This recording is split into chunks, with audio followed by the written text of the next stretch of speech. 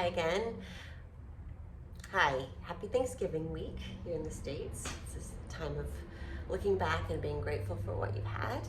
And even though it's been an intense year here, I was kind of looking past the year and looking back at the last 4 years, which is as long as I've been doing this project. And so grateful for just this process that these women that I paint, they've given me a lot. And I've gotten a lot of personal growth out of it, not just as an artist, but as a human, I guess. And anyway, so it was in 2016, shortly after the elections, that I began this work, and now we're 4 years later at the end of another election.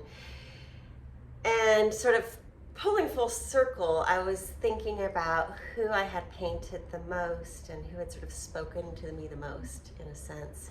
And I realized I painted Frida Kahlo more than any other woman. And so I have a few paintings I want to show you here. Try not to go too long. I don't have my original piece, but I have a card where I printed her image. So that was one of the first paintings of the series, because of course Frida is very important to women and artists, because she's very iconic. She's kind of a bit of a modern goddess, I think. We all see maybe a little bit of ourselves in her, because her image is it's everywhere. It's everybody knows who she is. And I think what I respect about her, among many other things, is that she did put herself out there. She had no idea, I'm sure, that her work would be so mass-produced and that she would be known well into the future. But there's something about the intensity of her gaze. Here's another one. This is a photograph. This is taken from a photograph of her. Her father was a photographer, and she would assist him a lot to sort of check the light and levels and, I don't know, the staging. And so I think this is where she sort of learned to pose herself, which later on would serve her when she made a lot of self-portraits. But the intensity of her stare, you can see that in all the pictures of her. She just looks straight at the camera, and in the paintings of her, she looks straight at, I suppose it was the mirror that she was painting from. But I think that's what's so attractive about her. She just pulls you in, even if the paintings that she were made were very uncomfortable. She had a lot of pain in her life.